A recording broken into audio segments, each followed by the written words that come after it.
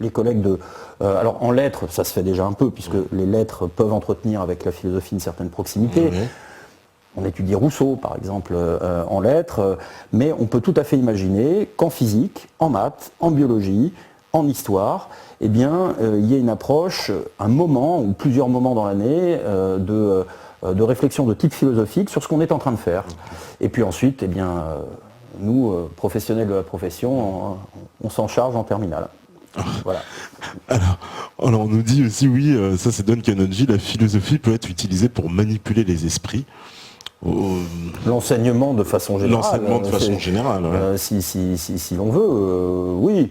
Alors moi, pour ma part, et là, mes élèves qui n'ont pas pu ignorer mon engagement politique à l'époque des réseaux sociaux pourraient en témoigner. Je ne les appelle pas à témoins, je les laisse tranquilles, moi. Hein. Justement, je sépare bien les choses. Je leur délivre un enseignement classique sur lequel... oui, j'impose d'une certaine manière une part d'empreinte personnelle. J'aime beaucoup Platon, j'aime beaucoup Machiavel, donc je leur enseigne cela, mais véritablement, je ne les endoctrine pas. Et quand j'expose une position personnelle, j'ai pu évoquer par exemple les problèmes liés à la liberté d'expression, je le fais avec à la fois la prudence qui convient et la clarté nécessaire. Et puis vous savez, ça ne les traumatise pas d'entendre une position qui serait davantage celle de leur professeur de temps à autre. Mais il ne s'agit certainement pas d'endoctrinement, en ce qui me concerne. Qu'ensuite ça puisse arriver, oui, ça peut arriver, que l'enseignement soit détourné de sa fin, qui est d'instruire et d'élever, pour basculer dans une forme d'endoctrinement. Mais je dirais que l'endoctrinement, il est du côté de nos adversaires. Hein. Et vous n'avez pas eu de problème, vous, justement, par rapport à votre engagement dans votre métier, ou c'est... bon, pas encore. Je ne veux pas vous porter l'œil. Je dis ça. Non, il y a eu deux, trois choses. Il y a eu deux, trois choses, mais qui sont venues de mes collègues principalement, et non pas de mes élèves, que je salue encore une fois, mes élèves d'hier et d'aujourd'hui, et sans doute ceux de demain. C'est venu de mes collègues, mais je dirais que ça a été à l'image de ceux auxquels je pense, parce que tous mes collègues, bien évidemment, ne se sont pas livrés à ces tentatives-là, qui ont été à leur image, c'est-à-dire assez molles. Hein, les tentatives molles de Menuire. Il semble que j'ai eu les honneurs d'une réunion syndicale avec agenda occulte. C'est-à-dire que vous aviez un agenda, un ordre du jour, et puis en réalité, il était question de moi. Bon. D'accord. Voilà. Mais je suis heureux de contribuer à leur sentiment d'héroïsme. Hein. Voilà, ça fait rentrer sans doute le frisson de la lutte dans leur vie. On nous demande d'ailleurs aussi, est-ce que vous êtes pour la réintroduction de la méthode syllabique, parce qu'on sait que c'est la méthode globale qui domine. Oui. Alors, les partisans de la méthode globale vous disent toujours, la méthode globale n'a jamais été enseignée. C'est-à-dire... c'est comme la théorie du genre, ça existe. C'est ça, ça finit par ne plus exister. Alors au départ c'est mérifique, ensuite oui mais on ne l'enseigne pas complètement, c'est une synthèse. Alors on vous parle de méthode semi-globale, de méthode croisée. Hein. Moi je l'ai vécu directement dans la chair de ma chair, hein, avec mes enfants. Il y a un certain nombre de collègues instituteurs qui ne savent pas ce qu'ils font. Je ne sais pas si c'est une raison pour leur pardonner, mais ils ne savent pas ce qu'ils font. Ils sont sincères. Hein. Ils nous disent non, on ne fait pas de méthode globale ni semi-globale, on croise les perspectives, etc. Sauf que croiser les perspectives dans une atmosphère, somme toute, assez floue et confuse, ça ne permet pas de structurer les esprits. La méthode syllabique, elle est simple, progressive, répétitive, et elle permet d'obtenir des résultats. Donc pour répondre à votre auditeur, à notre auditeur, je dirais oui, nous sommes favorables au rétablissement partout de la méthode syllabique. Est-ce que cette méthode elle est liée justement aussi avec l'apprentissage de l'orthographe et la bonne... Parce que c'est lié, parce que là c'est catastrophique. Oui, parce que la méthode globale consiste, ou semi-globale, à photographier les mots, tandis que la méthode syllabique part du simple au complexe. La lettre, la syllabe, le mot, la phrase, et puis les fonctions à l'intérieur de la phrase. Donc, de ce point de vue-là, pour faire une autre référence philosophique, je suis pour ma part cartésien, mais c'est déjà le cas chez Socrate, c'est-à-dire je crois que la pensée se structure en partant du simple au complexe. Analyse d'abord, synthèse ensuite. Si on appelle le CE1, là, l'école primaire, le cours élémentaire, ça veut dire que précisément on identifie les éléments. Lettres, syllabes, chiffres, etc., etc. Et puis on construit, ça par analyse, hein, une connaissance. Le temps de la synthèse, c'est-à-dire la capacité à rassembler des éléments dispersés pour les unifier dans une pensée, alors en philosophie, mais en histoire aussi, on a des connaissances, et puis on est capable précisément de les rassembler dans une... Alors c'est la dissertation, mais il peut y avoir d'autres types d'exercices. Eh bien cela, ça doit intervenir plus tard, justement, au lycée, progressivement. Bon. D'où aussi le fait que je crois que la philosophie, qui est une discipline, c'est une sorte de synthèse, puisque c'est au fond la synthèse de toutes les autres disciplines, puisqu'en philosophie on s'intéresse aux sciences, on s'intéresse aux arts, on s'intéresse à la politique. Bon, donc on marche sur la tête aujourd'hui, puisqu'on prétend faire de la synthèse au moment où il faudrait faire de l'analyse. Alors on fait du global alors qu'il faudrait faire de l'élémentaire.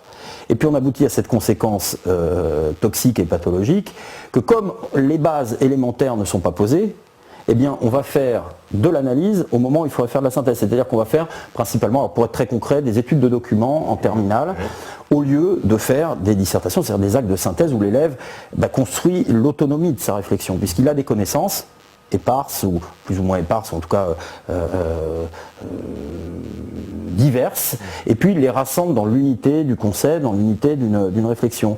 Et là, c'est l'inverse qui se produit, avec toujours les exceptions que j'évoquais au départ. Il y a encore des élèves de très bon niveau, y compris issus de milieux populaires. Alors, on dit, voilà, Yannick, que pensez-vous du fait qu'un ministre de l'Éducation nationale, beaucoup d'inspecteurs académiques et beaucoup de directeurs soient francs-maçons ? C'est vrai que la franc-maçonnerie, bon, c'est pareil, c'est ce qu'on a, c'est ce qu'on je ne connaît. sais pas, ils ont un signe distinctif. On ne sait pas comment les reconnaître, mais il semble que l'éducation, effectivement, Jules Ferry lui-même était franc-maçon, ça il n'y a pas de souci. Avoué, voilà, avoué, assumé, si j'ose dire. Et il semble que, effectivement, la franc-maçonnerie est largement pénétrer le milieu de l'éducation nationale. Alors peut-être, je ne sais pas si... C'est une société secrète, ce qui en soi ne me paraît pas pleinement conforme avec l'esprit républicain. Ouais. Précisément l'esprit de clarté publique. Moi, mes engagements, ils sont publics, déclarés, attestés. Voilà, par une pratique. Donc oui, comme c'est un engagement secret, je ne peux pas vous répondre. Moi, j'ai pas de statistiques, donc je n'en sais trop rien.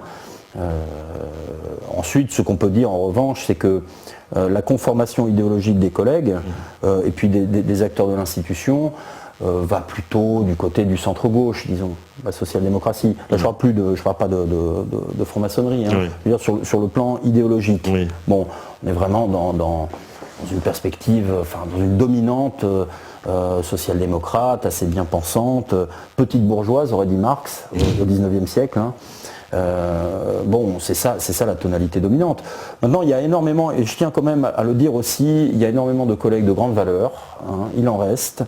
Des collègues rigoureux qui, par ailleurs, font l'expérience d'un certain nombre de problèmes qui les conduisent à réviser leur jugement, à connaître cette évolution dont on se disait avant de commencer qu'elle était étonnante finalement. Mais encore une fois, si dans les années 90 on m'avait dit que je serais engagé là où je suis, j'aurais encore une fois éclaté de rire.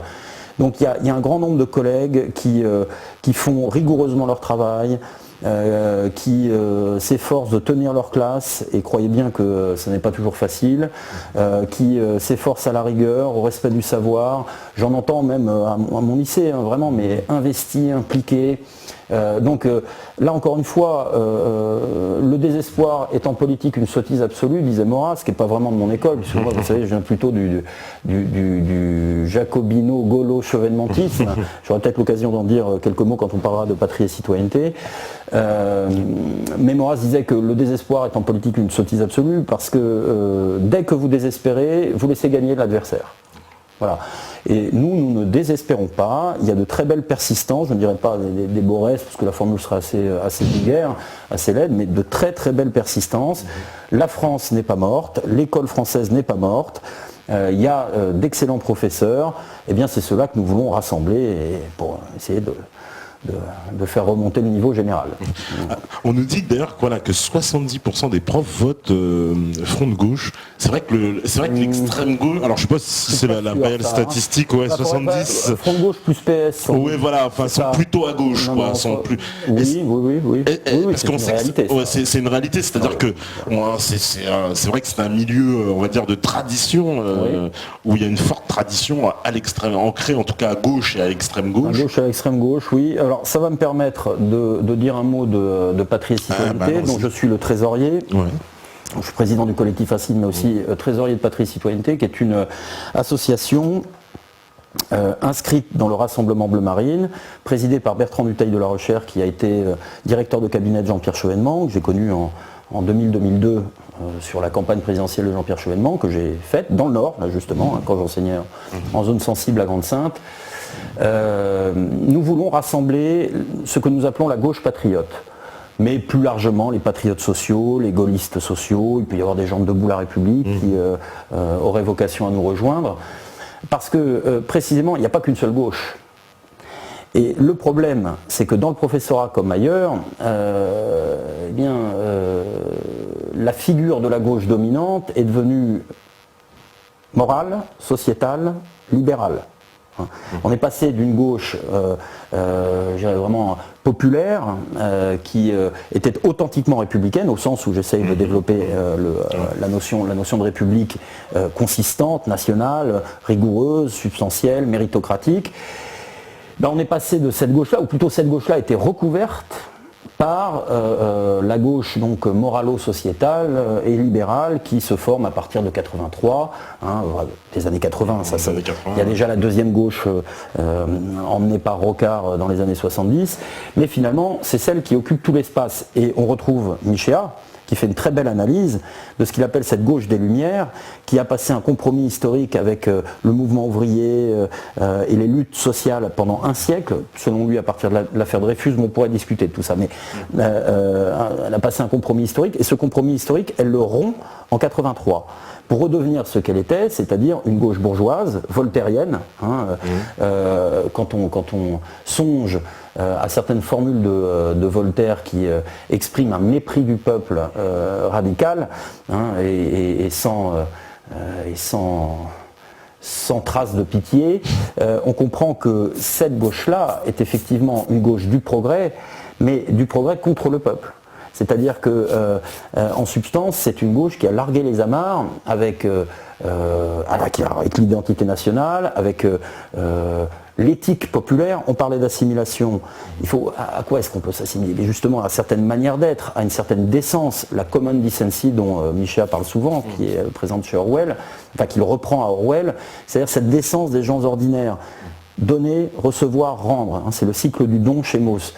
On peut dire que, au fond, cette gauche-là, que Chevènement, et je lui rends cet hommage, quoi que je pense de son évolution des dernières années, cette gauche-là, également attachée à l'État, à la République et à la France, à la grandeur de la France, Chevènement en a maintenu le fil rouge dans les années 80, 90, 2000, jusqu'à la campagne, mais elle a été largement submergée. Quand on songe que le Parti communiste était celui de Georges Marchais à la fin des années 70 et devient celui de Robert Hue, où je vous rappelle quand même qu'il y a eu un défilé Prada, place du colonel Fabien, au siège du Parti communiste, qui a fini par être conseillé par Frédéric Becbédé.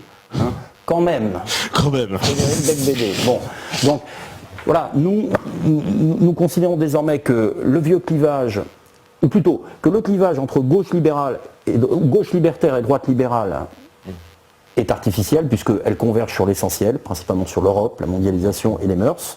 Et nous voulons rassembler, pour dépasser ce clivage mort, les patriotes de gauche et les patriotes de droite. Moi je me sens plus proche d'un gaulliste véritable de droite, ou même d'un catholique vraiment attaché aux valeurs du catholicisme et à celle de la nation, qui serait, comme ça par sa généalogie, plutôt ancrée à droite, que, je sais pas moi, d'un strauss-kahnien. Voyez ? Bien sûr, oui. Voilà. Et à l'inverse, je me sens beaucoup plus proche de l'esprit et de l'éthique de certains ouvriers communistes du Nord ou de certains syndicalistes méritants qui se battent tous les jours, je ne parle pas des centrales syndicales, mais qui se battent tous les jours pour défendre leurs camarades et les salariés, que d'un sarkozyste, que d'un avocat d'affaires à la Jean-François Copé. Donc, vous voyez, on reformule les clivages en reprenant aussi les généalogies des uns et des autres, en les respectant. Ça peut valoir aussi pour la question de l'assimilation.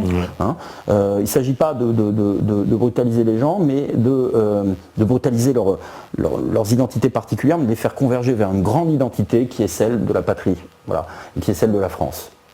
Et nous, on veut le faire, alors plus particulièrement, on ne sera pas un club d'anciens chevènementistes, on veut que ça soit plus large, mais on veut le faire à gauche, donc gauche patriote, patriotes sociaux. Voilà. D'accord. Alors, on va faire une petite pause justement, c'est l'heure. Alors on a passé première partie sur l'éducation, après on va venir à la Russie en deuxième partie, parce que ça, on pouvait pas passer à côté quand même.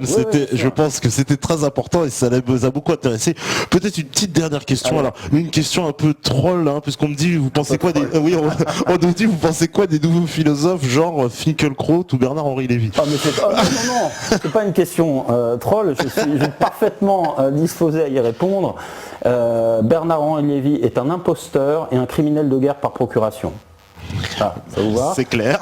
Quant à Finkielkraut, sur la question de l'école, je lui rends hommage. Il a mené la lutte intellectuelle contre Philippe Mérieux et les représentants du pédagogisme à la fin des années 90, au début des années 2000. Dès qu'il s'agit... alors là, vous voyez, la question des doubles allégeances se pose assez radicalement en ce qui nous concerne. Dès qu'il s'agit d'Israël, j'ai l'impression que Finkielkraut ne pense plus. Voilà. Il a oublié de réfléchir à ce moment-là. Voilà. Moi je plaide là sur cette question hautement polémique.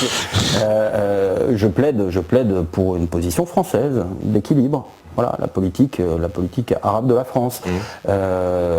Et c'est tout, mais je ne mets pas les deux sur le même plan. Ça, je le dis à nos auditeurs, parce qu'il y en a un qui a une œuvre qui a tout de même une valeur indéniable, Finkielkraut, qui sait écrire.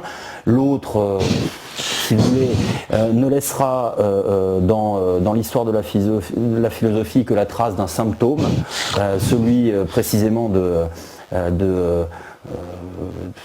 l'affaiblissement du niveau conceptuel général au profit de la déclamation des droits de l'homme. Voilà, lui, il ne déclare pas les droits de l'homme, c'est la déclamation des droits de l'homme, une espèce de lyrisme absolument creux, vide et méchant, parce que ce garçon n'est pas purement inoffensif.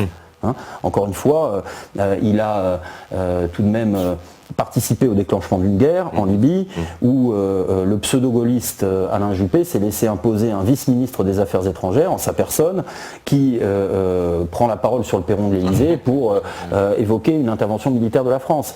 Donc c'est pas simplement un poseur, un faiseur un peu grotesque, c'est également un oligarque, vraiment, et on va vers la Russie là, puisque la question des oligarques c'est posé de manière extrêmement nette, cruelle en Russie. Je pourrais souhaiter que Bernard-Henri Lévy rencontre un jour un Poutine français. Ah bah j'espère. Il était en plus en Ukraine, et on en parlera juste après justement. On en parlera après la pause si la régie est prête, on va me faire signe. Ils sont prêts, c'est magnifique. On fait la pause, on revient juste après. À vous la régie.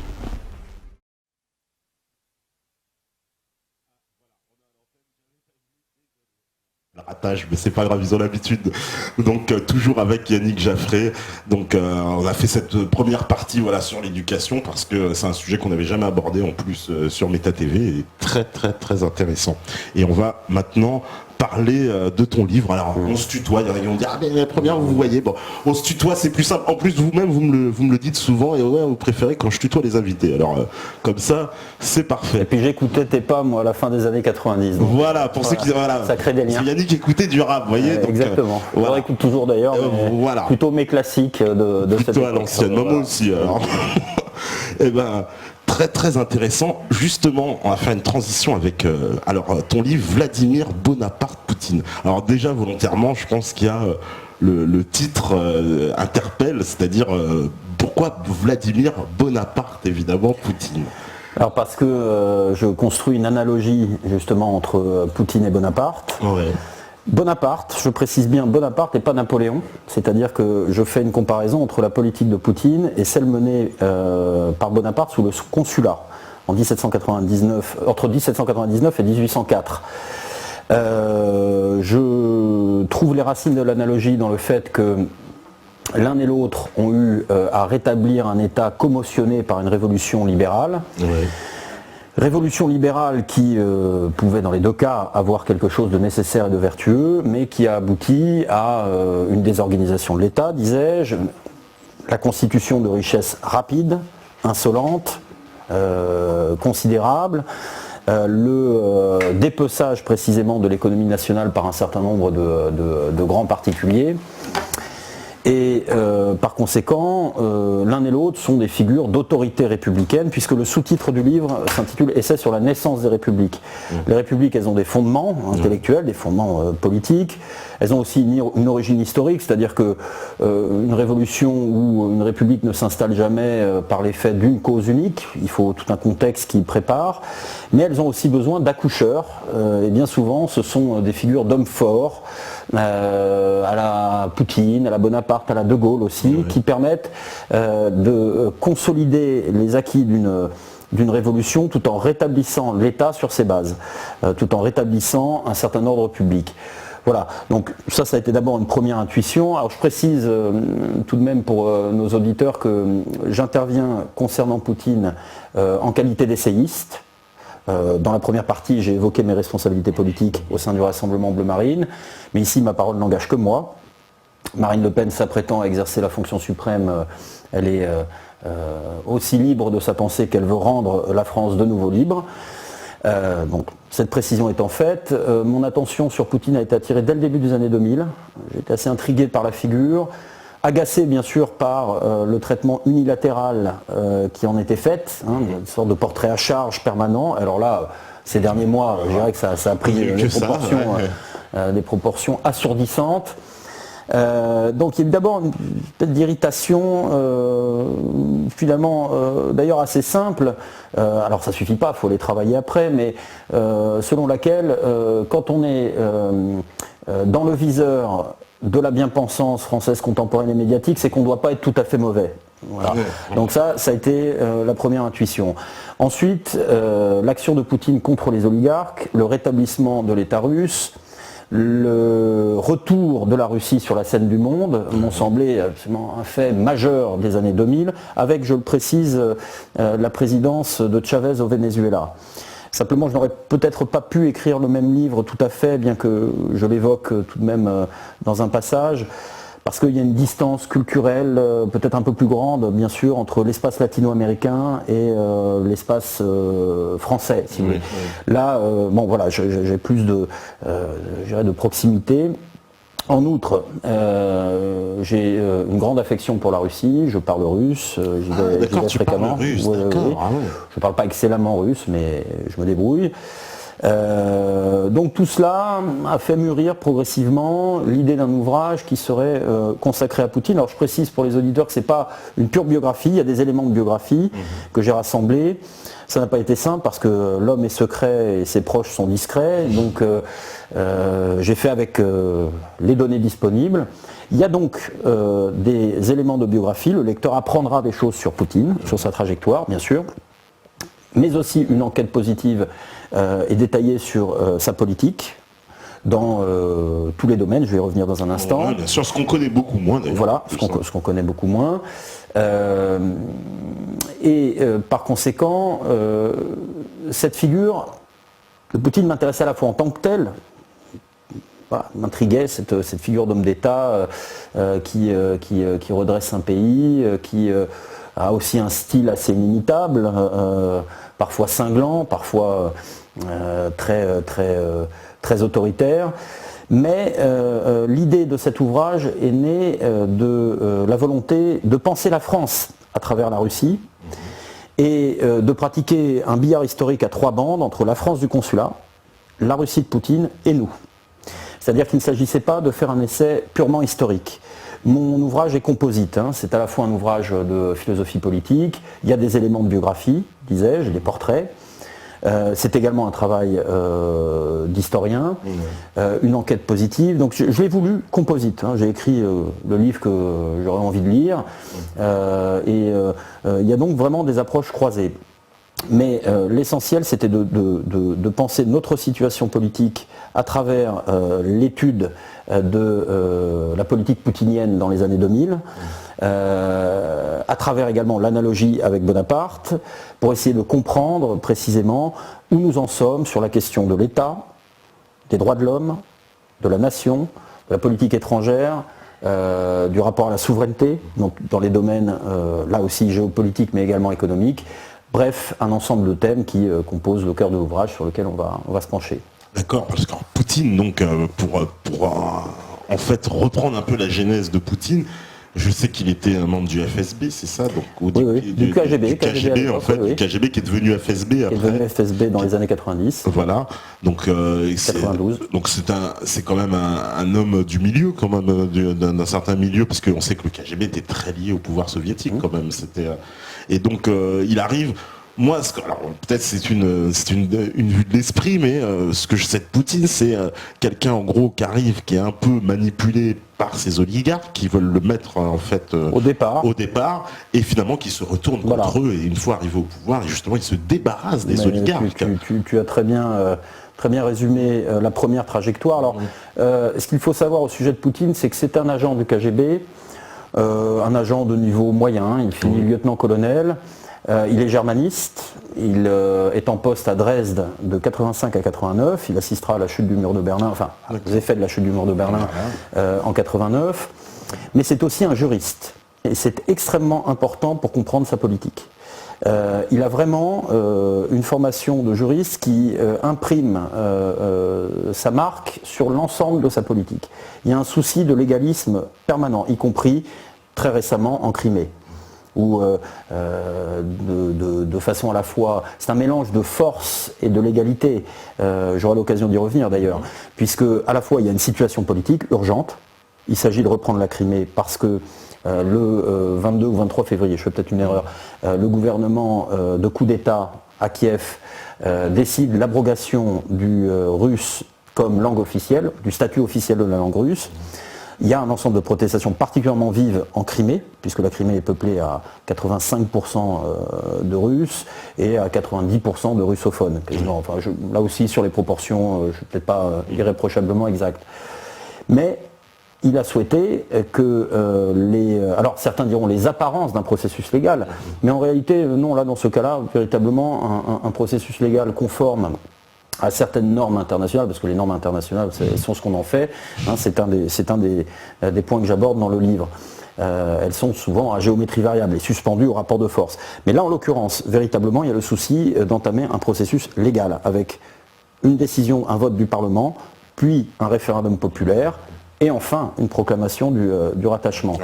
Oui. Et ce légalisme se marque dans d'autres aspects de la politique poutinienne. Je ne vais pas tout détailler, mais par exemple, Poutine, on l'ignore souvent, répugne à procéder par décret. Il privilégie, alors bien évidemment, il y a des décrets présidentiels, mais Yeltsin gouvernait énormément par décret. Poutine privilégie la procédure parlementaire, hein, par la loi. Bon, c'est un des aspects, si vous voulez. De la même manière, il n'a pas souhaité modifier la Constitution pour se représenter directement à l'élection présidentielle de 2008. Oui. Alors, il a nommé Medvedev, qui a été un peu un président par intérim, parce qu'il y a les formes légales et puis il y a la force. Il y a la force et l'autorité d'un homme, le charisme particulier d'un homme, et c'est également un des thèmes que j'aborde dans l'ouvrage.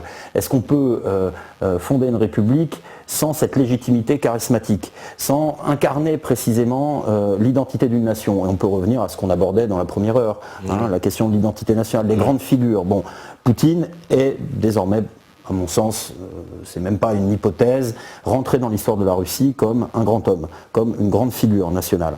Parce que précisément, il a su incarner son peuple. Donc, à partir de là, il a été pour moi extrêmement intéressant de suivre sa trajectoire. Alors, pour revenir, oui, à ce que tu disais, effectivement, au départ, Poutine apparaît comme un personnage relativement terne, il est jugé comme cela par les médias russes et occidentaux, mais même russes. Hein. Il est... Enfin ça, est-ce qu'il faut faire confiance à Berezovski, qui était un des grands oligarques de la période. Berezovski prétend lui avoir proposé le poste de Premier ministre au mois de juillet 99, alors qu'il est déjà directeur du FSB, hein, donc la suite du KGB. Il fait une progression assez rapide après 5 années à Saint-Pétersbourg, de 1991 à 1996, où il travaille avec le maire de Saint-Pétersbourg, Anatoly Sobchak. Sa progression dans les cercles du pouvoir yeltsinien est fulgurante.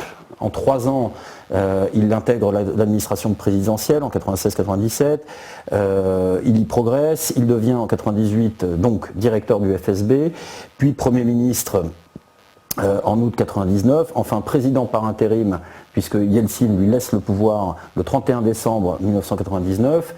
Et effectivement, à ce moment-là, on ne peut pas vraiment prévoir la trajectoire ultérieure, hein, tu as raison. Il semble un homme du clan Yeltsin qui est là pour lui garantir l'immunité, parce qu'il y a de grosses casseroles que j'évoque dans le livre qui concernent ce que les Russes appelaient la famille. Et la famille, c'était le clan Yeltsin, emmené par Tatiana, une de ses filles, qui était particulièrement autoritaire. Alors il y a les affaires Mabetex, Fimaco, enfin le lecteur en prendra connaissance.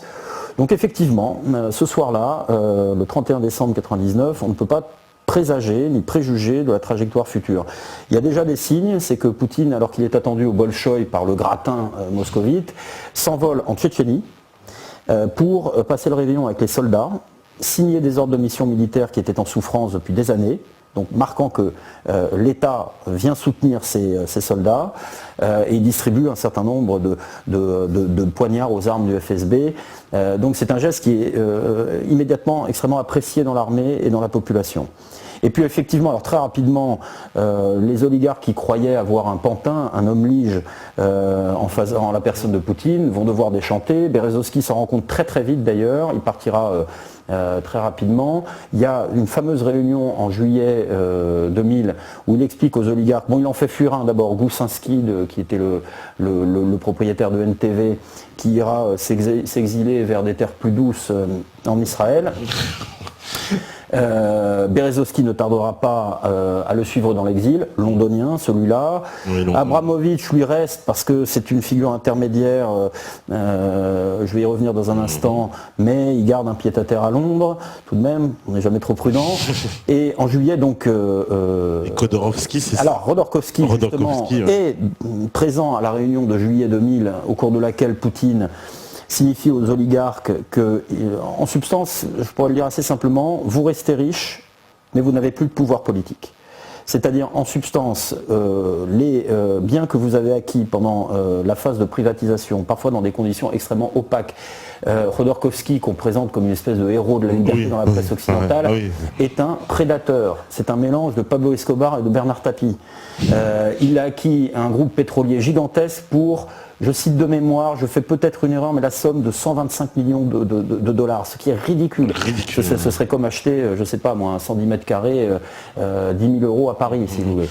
Et donc, il leur dit ceci, pas d'amnistie sur les biens que vous avez acquis pendant cette période, donc on maintient l'épée de Damoclès, il n'y aura pas d'amnistie, on ne légalise pas a posteriori toutes les privatisations. Il peut y avoir des enquêtes. Bon. Mais... je vous laisse tranquille à plusieurs conditions. 1, vous arrêtez de faire de la politique. 2, vous ne nuisez pas aux intérêts stratégiques russes. 3, vous payez vos impôts. Voilà, c'est le deal.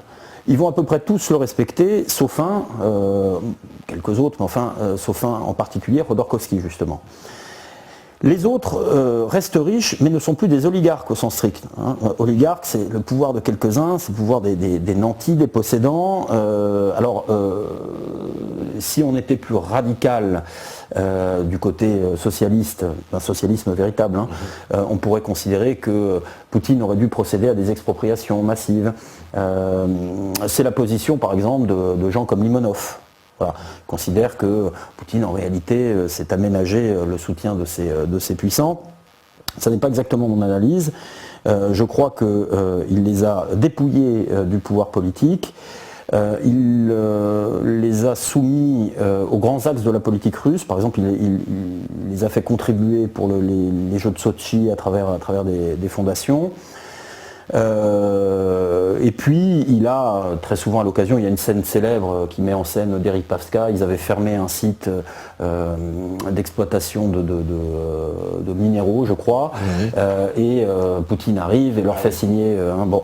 Alors il y a de la mise en scène là-dedans, mais on aimerait bien peut-être assister à ce genre de mise en scène en France. Ah oui, tout à fait. Il est question de l'affaire Alstom aujourd'hui. Bon. Donc la première trajectoire de Poutine, c'est celle-là, c'est-à-dire c'est un homme qui était supposé, dans l'esprit des oligarques, être leur instrument et leur permettre de prolonger le dépeçage de la Russie qu'ils avaient pu accomplir sous Yeltsin, et qui va se retourner parce qu'il a une culture de patriote, de KGBiste, mais aussi de juriste, je l'ai dit tout à l'heure. Et véritablement, il va en réalité refaire valoir l'intérêt national russe. Il va refonder l'État sur ses bases. Alors là, je le détaille, je laisserai les lecteurs suivre les réformes administratives.